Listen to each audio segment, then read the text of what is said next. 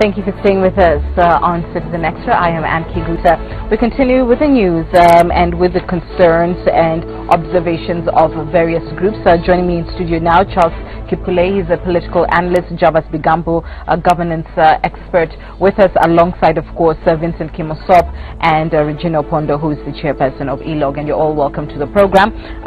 Regina, let me just return to you and some of the concerns that you had raised just a few minutes ago, and you talked about witnessing cases of violence and intimidation and verbal abuse in particular against women candidates. Tell us more about that. Yes, so I'd mentioned that it's one of the things we've seen consistently from March up to now. And we've shared the concerns, of course, with the security sector. If you'll allow me to just read, I think on Friday, 17th of March, we had it at 34%. In April, you had 34%. In May, 26%. 30%, so consistently at around 30%. It's not just women who are being victims of threatening, abusive or insultive language, and this is women voters, women politicians, women candidates, and women who are in political parties, so supporters as well. So it's across, the board. But we are also seeing the same in terms of youth and in terms of persons with disability. Persons with disability a little bit less, but nevertheless it's still there, it's a concern, and we recognize that these groups are marginalized. Some of the areas we also monitored and saw violence or abusive language towards these particular target groups was even at the sites of the court. So Milimani Court, when you had dispute processes going on, there were small pockets of violence happening outside, including language specific to these particular groups. So our feeling is that more needs to be done, especially by the police and those who provide security, because if the most vulnerable is protected, then we are all assured, of being protected in this process. The other thing we had talked about was also monitoring and observing recruitment and arming of ad hoc militia groups. So this is not, we know that there's some activity around the traditional, militia groups that we know about in certain areas. But there are also smaller pockets that are being engaged by people who are running for positions such as MCAs, which is of concern because those ones are a little bit off the radar. I think our most recent report about 2 weeks ago also talked about some activity in Nairobi, and especially in the informal areas. So it's something to watch. We've raised it with the security sector. They say they're monitoring the situation. So we hope that it doesn't flare up and become something bigger than that. Organizations like yours issue a lot of reports, recommendations, etc. Do you see any results from that? We do. I must say that enforcement is a big challenge, and it's not just a challenge in the electoral process. Enforcement is a big challenge. It is very slow. Response is very slow, but we have seen some traction. So part of the work we're doing is around media monitoring of hate speech and how hate speech is covered in media, and we're looking at print, TV, and radio. And a lot of community radio. And we've reported actually 18 incidences to NCIC, IBC, and KNCHR. And we've seen some of the incidences we've reported actually action being taken. So, but the number is still low compared to the 18. So maybe some of them didn't warrant being processed. But at least out of the 18, I can say 2 for sure we've seen action being taken, and hopefully the action will be taken to the logical conclusion. Because remember, part of the challenge is that you have a chain of actors in the process of enforcement of some of these things. So you'll not only have NCIC, then you'll have the Office of the Prosecutor, you have the courts, you have the police. All those have a role to play, and if one of them drops the ball, or if one of them doesn't have sufficient information to do their work, then the whole thing collapses. I suppose, Regina, I'm asking this, and how you measure your success may be different from what perception is, but the total impact of groups such as yours and of observers on an election to be able to in some way, and I don't know if that is even how you measure your success, to help actors steer themselves on the path of credibility, or if you feel that your job is done once you have observed and reported. How do you measure your success, your impact, and the value of observers through this process? So the role of observers has particular facets to it. I think the first one is around deterrence. So we hope that our physical presence discourages people from committing fraud or malpractices, which is not always the case, but the first one is around deterrence, but also detection of fraud. So if we manage to detect those incidences and forward them, we can take part of the job is done. The other part is also securing, improving integrity of the process. So by commenting on things that need to be changed, and if they are changed and improved and the process gets better, then we can also say we're doing something good. The other should be to be able to comment also on the results, so on the process, but also on the results, because you're looking at whether the process was free, fair, credible, and all the good things that go with the electoral process. But the other thing is to remember that observation and participation, because now this is part of citizen participation in governance processes, is a long-term process. The lady was here earlier also mentioned the fact that we've moved from 2007 to 2013, and part of that has been based on what observers have observed and contributed as these were the flaws in this election, these are the areas which were weak that should be improved on. As a country, we've picked some of those recommendations, worked on them, we've left others. Right. But also as we progress, new ones turn up. So it's a long-term thing. It's not one-off, then we fix the election forever. It's those things that we keep on working on, and depending on the political goodwill, depending on the citizen support for it, then we can continuously have progress. So we can sort of measure some of those changes, especially from 1992, I think, where observation in this country has really picked up, and say that we can point to where we've made progress, including even on legislation, including even on the constitution. So we've made some traction, but that doesn't mean there's still no more work to be done. There's still a lot of work to be done. And finally, before I open it up to the gentleman, there is the perception many times that civil society observer groups, one in the same pot, tend to be anti-establishment, pro-opposition, etc. How do you address those concerns going into your work? Now observers, you see, there are observers and there are agents. So you also need to be very clear who you are, an observer and an agent. But if you're clear that you're an observer, there are principles. There are international principles that have been developed, and there are local principles and guidelines that we develop for ourselves. So some of the qualities you need to have as an observer is, one, you need to exercise impartiality in terms of how you conduct yourself, how you conduct your work. You need to be non-partisan. You also need to rely on data, information, facts. So verify your information as much as possible. Don't act on hearsay, because that contributes to your credibility as an observer. So those are some of the principles that are important, I think, to imbue as an observer. I think there's nothing wrong with civil society citizens, I think, taking political positions, but you need to be honest about the position you've taken and then decide, are you an agent or are you an observer? If you're an observer, then exercise the principles of being an observer. If you're an agent, nothing wrong with that. It's your democratic right. It's a right encouraged in the Constitution. Exercise that and do your work. Let me bring in Charles to the conversation. Charles, your thoughts on the observer groups in general and your own observations as a political analyst in the run-up to this election? Thank you. I think on the issue of the observers, I'd like to say that where we are now is that there is too much focus on the state agencies in terms of the roles they need to play, and it is time that these CSOs and observer groups that are working outside the realm of the state should come out strongly and claim their space. But importantly, they should be careful not to be drawn into the mark of civil society organizations which have really lost their objectivity, because they, as you rightly put, there is this feeling, there is a perception that they are anti-establishment or pursuing a certain political agenda, which then erodes their credibility as impartial players in the electoral process. But critically, it is important to note that election observers have a role to play in our elections, because they not only enrich the process in terms of even after the elections, but even during the election, as my colleague has really highlighted so much, they have a critical role to play, and they must be given their space. But it's up to them to make sure that they claim their space, but as observers, they should distance themselves from these other actors, especially in the CSO community, who are seen to be advancing a very clear political agenda, which then erodes the credibility, because they are not considered as neutral in the election process. All right, Jarvis. Yes, please. Hi. How are you? You're good. Now, I think to lend credence to the discussion on the table, the eyes of the world and the eyes of the continent are upon this country, because our politics are always electrified and interesting. As the arguments have been placed on this table before my remarks, it is clear that there are various issues of concern for the churches, concern for the civil society, but most of all concern for the citizen who does not want to have his franchise wasted by the limitations, whether on the part of the institutions or the process itself.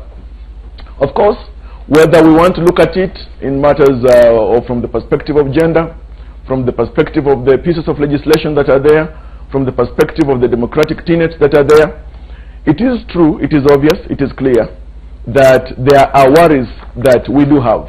Arguments that were advanced from the age of Pericles and Aristotle on the issues of democracy to our very own age point to one fact, that while politicians on their part are always the cog in the wheel of democracy, most of the time, at times, they are the ones who are actually the ones who forestall again some of the gains that are made in the democratic process.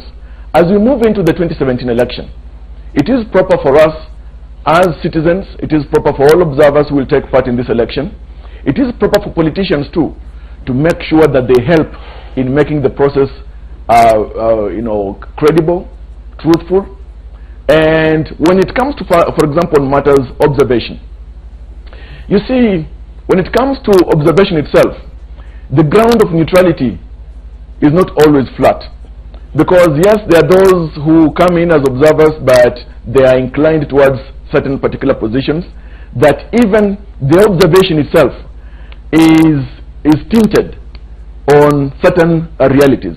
So when you look at observation and its realities in this election, knowing how our democracy plays out in this country, and before we even come to say that let the chips fall where they may, it is proper that observers should have clear eyes, stick to the rules and the principles that have been set, international best standards, etc. But much of all, we know very well the contribution of the civil society in our democracy, the contribution of the civil society toward the Constitution of Kenya 2010. But it's also proper for the civil society to help in the maturity of our democracy and not to be seen as though they are tilted, and that tilting is toward a perception that could be there that maybe it may want to hinder the process of having the election on time, as it's been perceived by certain quarters, especially by the kind of litigations that are there. And of course it's worrisome that we are increasingly taking, of course, the opportunity that is there to be increasingly litigious. And it's these pieces of litigations, day after day, week after week, that may even enhance the kind of worries that we have as we head into the election. All right, and we'll leave it there. Regina Opondo, Chairperson ELOC, thank you so much for being part of our discussion. I'm staying on with the rest of my panelists. Before we get to them and talk about the campaign blitz, let's take you on the campaign trail now. And NASA, of course, is seeking to woo voters and reinforce its traditional support basis. Stephen Leto is a man in Webuye. He's joining us now, where the opposition campaign team will be selling their agenda. Tell us more, Leto. Well, very good morning to you, and there in studio. We are in Webuye, a place called Bukembe, where the National Super Alliance is scheduled to hold one of its rallies of forming a bit of about 7 of their rallies today in Bungoma County. But until last night, the National Super Alliance Brigade were to be here, the entire brigade of 5 principals. But deep into the night, that was halted. And what has happened is they have splitted their campaigns into 3 today. The first campaign team is being led by Raila Odinga, who is taking it to Marwak and Maralal in Samburu County. And team 2 is being led by NASA presidential running mate Kalonzo Musyoka. His campaigns today to Baragoi, and then later in the afternoon he will be in Maralal together with Raila Odinga. But on this other side of Western Kenya, there is one team that has been combing this region. That is a team comprising of NASA principal Musalia Mudavadi of ANC and Moses Wetangula of Ford Kenya. Both are today holding their first joint rallies across Bungoma County. It will be their first rallies after the formation of the National Super Alliance. They have never held similar rallies here in Bungoma County. But here where we are in Bukembe, it is their first stop, whereby they are scheduled to hold a series of whistle stops across this particular county. Any minute from now, they will be landing at Bukembe, whereby they will proceed to Webuye Junction. Will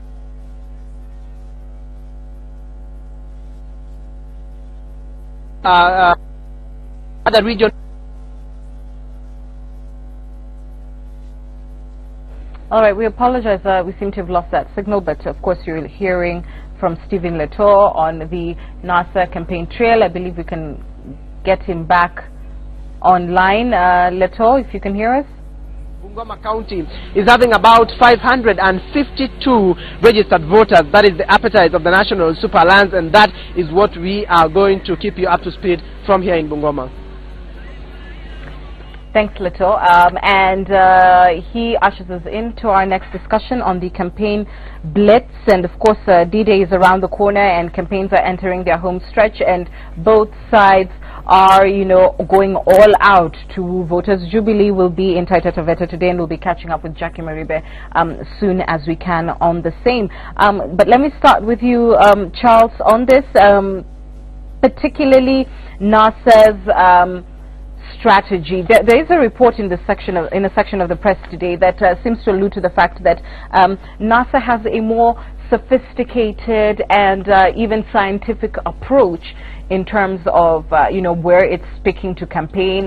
There's a quote from Salim Lone, I believe in the Star newspaper today, basically saying that, you know, instead of just campaigning everywhere across the country, that they are really focusing first on the areas that would yield the most results, the most vote-rich areas first, even though their intention, yes, is to go and campaign in every part of the country, but they have a clear strategy to focus on vote-rich areas. What do you think of that, and is that a step up at all from how Raila Odinga campaigned in the last election? Well, thank you. I think this election is not much different from the past elections we've had, where the platform of mobilization has been the ethnic platform, where you go to areas where you perceive that you have strong numbers and where your teams can really get these numbers to your side. And when you look at NASA, the first advantage they have is that unlike Jubilee, where they only have 2 figureheads, therefore representing only 2 ethnicities, in NASA they have 5 principals, and that now spreads the vote basket for them, and making it easier for them now to make even assumptions that if you represent such an inclination, therefore you're going to bring these numbers to us. But on the other side of the strategy, the strength with NASA also is that being in opposition and actually being not in government, they are able to mobilize a strong team of consultants and experts who are drawn from across the divide, and not necessarily like the one in government, where there seems to be an over-reliance on the incumbency, where they're only utilizing people serving in government, CSS and everyone, who may not actually have a strong inkling of what is going on the ground. Therefore, when you look at the Jubilee campaign, they seem to be trying to capitalize on the incumbency, saying that we've done this and we've been able to do this, but now this lacks that creative political edge in terms of getting down there and getting the feeling of the people. When you look at NASA on the other side, they have gotten a strong team of people to assist in the campaign, including Lone, who's probably has not been around in the country for a while, but he brings a certain expertise to the team, where you see now that the one glaring aspect of this campaign is that NASA has managed to own the campaign messages to the extent that they are mainly in control of the messages that define this campaign. Even though there has not been a clear message that surrounds the elections, NASA seems to be ahead. But now it is only clear that they have to do this because the only way they can fight incumbency is by mobilizing and assembling a team that is going to now challenge them on the other side. Because now when Uhuru Kenyatta deploys the government machinery to go down and do the vote hunt for him, then NASA has to look outside because they don't have a government. They have to look out for experts and everyone else, and the advantage they bring is that they look at things from outside looking in, rather than what the government has looking from inside, now looking out. Then they lack that clear connection with the ground. Yeah, and there are various things you're saying. I want to break them down because one, you've talked about the strategy of the 2 teams. One is an incumbency team, and you know, by default, mustn't their message be then that we have delivered? Is that not the first port of call for an incumbent in terms of his campaign strategy, and that to that extent Jubilee's playing the only card really that they have? Incumbency is a double-edged sword. It comes with advantages, but also a very big disadvantage, because now we realize that as an incumbent, you then have to explain to the voters what you've done for the last 4 years. Unlike a new person who is coming to, unlike NASA, who have the luxury of promising. Now, the Jubilee team incumbency comes with the advantage of the systems. You're even seeing they're deploying against the law state resources and even personalities serving in government, doing the campaigns for them. Well, that may be an advantage in strategic political sense, but when you look at the strategy of Jubilee, they really want to say that we've been able to do this much, and we want this to be the grounding for now asking for 5 more years to complete the work we've done. The disadvantage here is that there are areas in this country which feel that they have not benefited to their expectations from the government, and then it becomes difficult for them to make inroads there.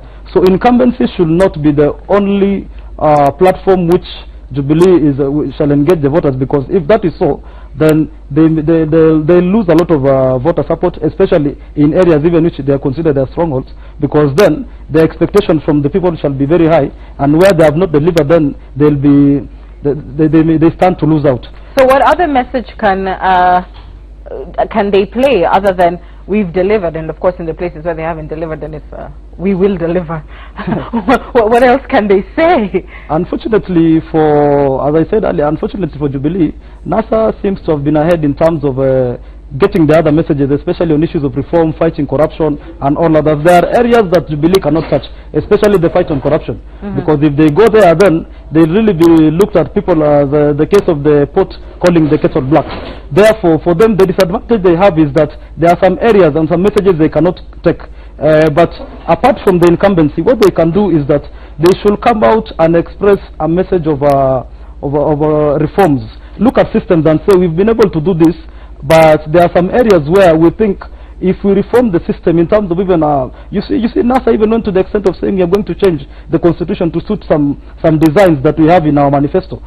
Jubilee should have also said, we do not think that with the current constitutional or legal frameworks that exist, we've been able, so they should look at areas that constrain them and say we are going to change this, but they should fashion these messages to the extent that these reforms then resonate to the issues affecting the people. But incumbency is really a challenge, because the only advantage it gives you is that you have a track record to showcase, and where there are challenges with that track record, then it becomes a challenge. But I think they've been really trying a lot. But the only glaring thing you see is that increasingly we are seeing Uhuru Kenyatta going around the country and dishing what has now come to be called goodies. They are giving roads, they are cancelling debts, they are going around doing so much. It seems that the government is overworking in the campaign period, and even the questions are emerging as, where has this money been? So that is the challenge. Javas, can an incumbency sell reform?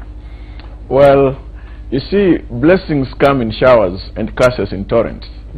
And as Kulea said earlier, many times, of course, incumbency comes with its share of blessings. The tragedy is that many times, as human beings, we tend to remember so much about the torrents than the showers. As we head into this election, of course, we know very well that there is a huge millstone around the neck of Jubilee, and that is trying to prove the delivery that they have done, or performance, in the past 4.5 years. Of course, they have been chided by way of demonstration of their record by directing citizens onto the portal. But as we can remember from the times of Joseph Goebbels in Nazi Germany, and how he, in the history of the world and its democracy, rose only to become the only minister of propaganda around the world, this election is likely to be won on the crest of propaganda. Because when you go into the villages and hamlets around the counties, you realize one thing, that most citizens across the counties, in the villages, going to the sub-towns, etc., you realize that most citizens are too skeptical to listen to any message to do with progress or development. But they are very keen on propaganda. Propaganda sells, not just like hot cake, it sells like the entire bakery. And that is the tragedy that we are in. What are you on today? I don't know what Javas has swallowed. Today Javas is on something else. But it's factual. And you realize that in terms of messaging, and most politicians are now learning to adapt to this in this campaign period. They are running so much on the wave of propaganda first, and then going on to development issues, fusing it a little later.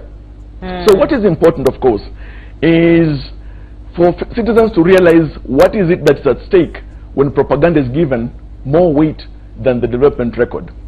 As Steve Bantu Biko of South Africa said way before he faced his death, that the most potent weapon that an oppressor has in his hands is the mind of the oppressed. And that's why politicians here are playing so much with the minds of citizens. But having said that about propaganda and it being a powerful tool, then I return to my question: can an incumbency sell reform as opposed to selling delivery? GOK delivers. If that's not the right message, can they play on propaganda and say we are selling reform, this and this did not work properly, and if you give us another 5 then we're going to change it? Well, politicians by their nature are salesmen and women, and that's why in such an election period they have to sell, and the campaign grounds are the marketplace. So looking at it that way, you realize that if at all, for example, the incumbents have to sell the development record, then what is it that they are expecting back? Of course, the votes. The thing is this: to what extent can they demonstrate the impact of this development record to the ordinary lives of the average citizen? Because the moment they prove that, then even the issue of going to the marketplace to sell will not be a huge struggle. And of course, the benefit that incumbency has is that track record. Most of the time, some incumbents have got the track separate from the record, and the only record they have is the record player. So moving forward, you realize that they are hit by the opposition. One, for example, has been able to look at how these initially planned presidential and deputy presidential debates had been slated, that there could have been possible fear that the opposition could have faced these debates with counters of various issues of scandals, etc. But what now government, for example, or any incumbent around the country needs to do is not just to sell their development records on their own. They need to get some skilled individuals who help them to share out this message of their record, their impact, and what this means in terms of continuity if such an opportunity is granted yet again through the ballot. All right. Let me switch gears a little bit, Vincent, and come to you. And of course, we've talked about NASA being in Webuye today. We've seen a section of the press report that, we are at a record high of campaigns, even compared to the last general election. And Jubilee, of course, is expected in 14 counties in a week. It's like what is being called a campaign blitz. What is the blitz factor, and does it do anything to dent the, is it 4 million alleged undecided voters? There was an opinion poll that came in, I think, from Twaweza, saying that 97% of Kenyans have made up their minds as far as who the presidents they will vote for.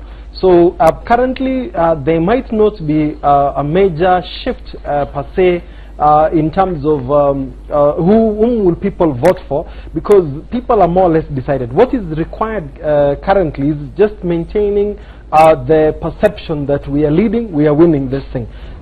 Just to see how the two sides have played their divide.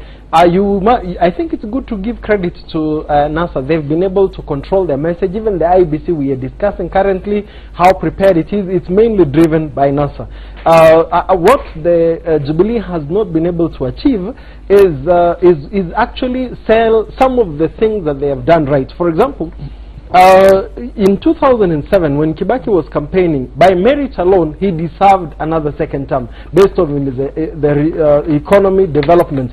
But and development does not sell. As I just want to agree with my friends or my colleagues who are saying that propaganda sells. It's still possible for Jubilee to package itself very well in a way that people can easily understand. This thing of GOK delivery, I can tell you that will not really deliver what they are expecting. What they should sell is things like, for example, stability. That for the last 4 years we've been able to hold the nation together, but also ensure that they do not stretch it too much, because NASA has been able to paint Jubilee as a two-community government. We will ensure that everybody has an opportunity in our government. So the belief they are pushing is Kenya is safe under our hands. If you give us an opportunity, Kenya is safe in our hands. Yes.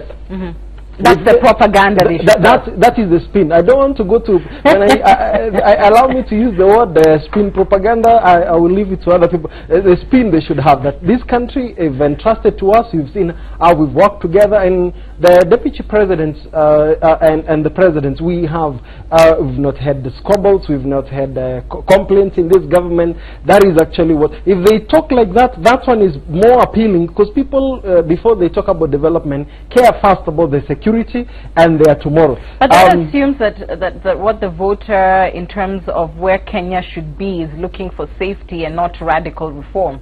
Yes, and I can corroborate that. If you look at the Ipsos data and even also Infotrack on what the Kenyans are talking about, what are their most pressing things? The number one normally talks about the cost of living. The number two, they talk about security. Then the other thing about unemployment. If you look at what Kenyans are interested, things like reform, things like as in inclusivity in government come towards like number 9, 10. So the issue of if you are able to link stability, and that by having a stable government in place, we will be able to address those things faster than the others.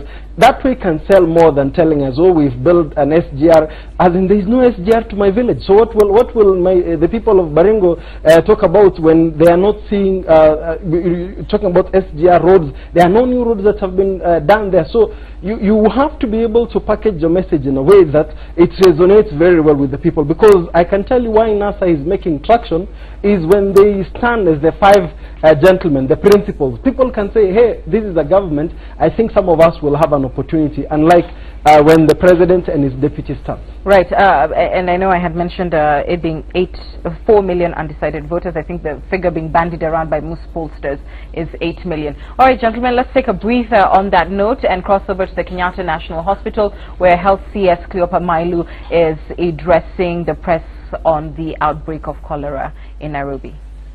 Hotels, whichever chain you run, to make sure that your workers are properly tested and you can produce those certificates.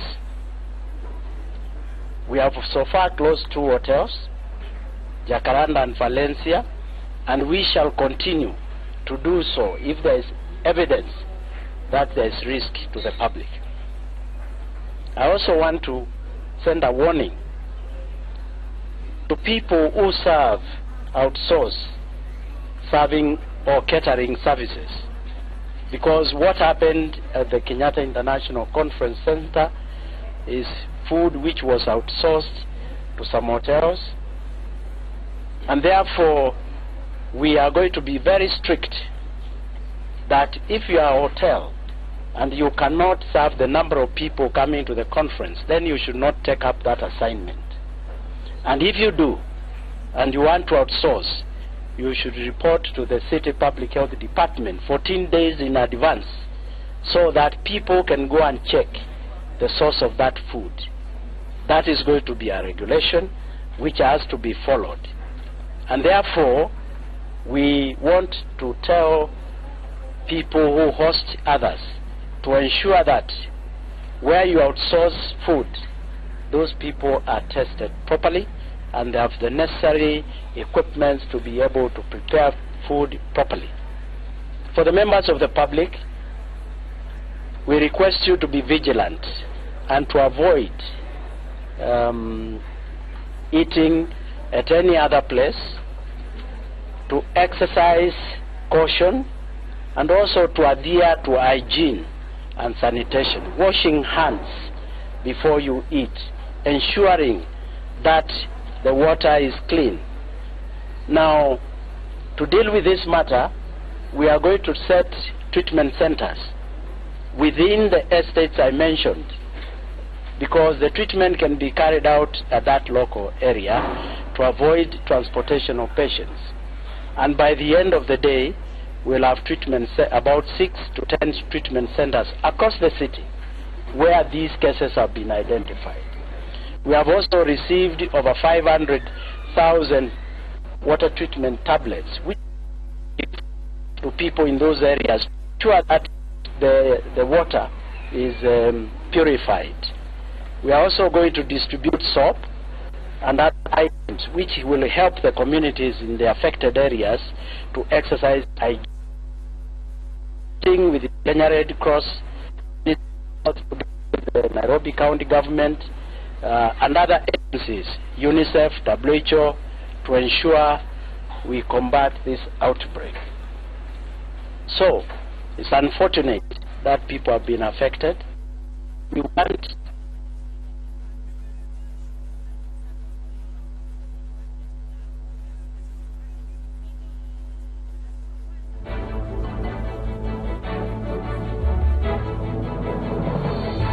abusers, because it is possible where they get this water is not a good place. And in this era or this period when Nairobi city is experiencing shortage of water, there is every possibility that vendors will use every method to ensure that they sell their commodities irrespective of the source. Mine is to urge members of the public and the press to support the initiatives we are going to be carrying out.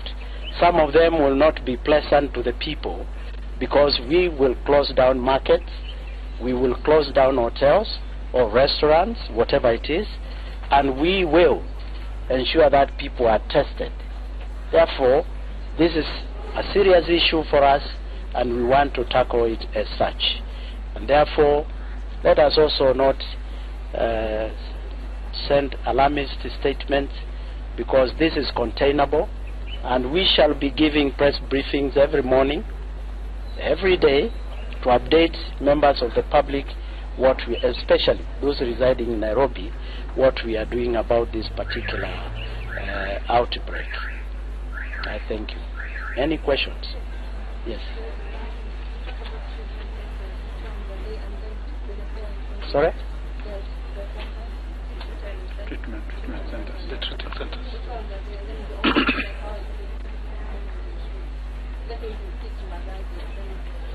I think what we are going to do is, as I said, we are going to set a treatment center in Mathare, Mukuru kwa Njenga, Mukuru Kayaba, Kawangware, Kibera. We are going to set one. We are going to set one in Bagathi Hospital, because we know some of the very sick patients can be brought there. We are actually bringing more beds, cholera treatment beds, to Kenyatta, about 20, because there are some patients who need those beds and they do not have adequate. We are going to deploy staff, both as the county government, Ministry of Health, and the Kenya Red Cross. We have already identified the staff who are going to work in these areas to support the patients. But more importantly, we have also identified teams which we are going to send into the community, what we call community engagement, because the kind of tablets we talked about, the kind of soaps and what they need to do, they need to be educated. Therefore, there is going to be community engagement. We are using the county administration, both Ministry of Interior people, to mobilize the public to become to barazas, to be taught what to do in their homes. So we have that effort which is going to continue, and we want to invite more agencies, AMREF and others, to support us in this exercise.